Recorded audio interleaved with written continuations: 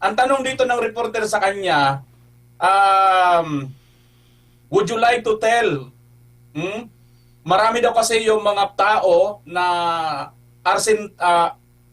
uncertainty going around at nag-aalala sa posibleng mangyari sa susunod na linggo or mga araw. Aba, yung sagot ng Pangulo, ito, partner ha, mga redundant na mga sagot niya ha. Ano? Ito, tingnan nyo ha. Naka-highlights eh. Andito tayo. O, sino yan? The government. O, sino andito? Government.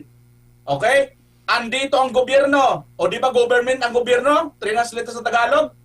Nandito ang pamahalaan. Sino bang pamahalaan? Di ba gobyerno?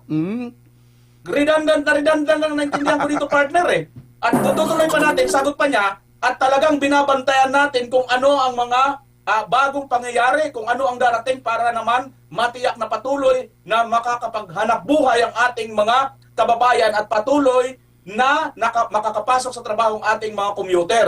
At patuloy lang at hindi naman masyado maging problema itong nangyayari nga yung gera sa Middle East. At asahan po ninyo na kami ay, ito pa partner, ito pa, nakabantay at nakaalalay sa lahat ng ating mga kababayan. Partner, Ayan. ganitong sagot ni Marcos ha, para sa magkakaintindi ko. Ang sagot ni Marcos ay, una, ginawa lang niya ang gobyerno security guard.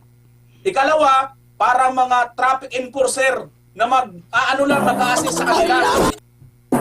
Ang tanong sa kanya ng reporter, kung ano yung may papayo mo, ano yung may bibigay mong pananalita sa tao para ma-secure naman, mabawasan man lang ang pag-aalala. Unang-una na rito dapat ang marinig sa kanya, isagutin niya na, sandali, ang gobyerno natin ay mayroon na pong nakahanda. If ever man na magkaroon po ng shortage ng langis, mayroon tayong libreng sakay. Nakaantabay na ang mga sasakyan natin na mga galing po dyan sa fire department, galing sa iba't ibang mga opisina ng ating gobyerno.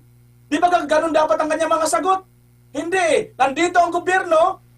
Sino pa? Ang government. Sino pa? Ang pamahalaan. Anak ng pating. Gobyerno, pamahalaan. Iisa lang yun eh. Di ba mga partner? Kitang-kita dito talaga na itong ating presidente, wala talagang alam eh. Tumpak talaga sinasabi ni Vice President Sara Duterte. Walang alam.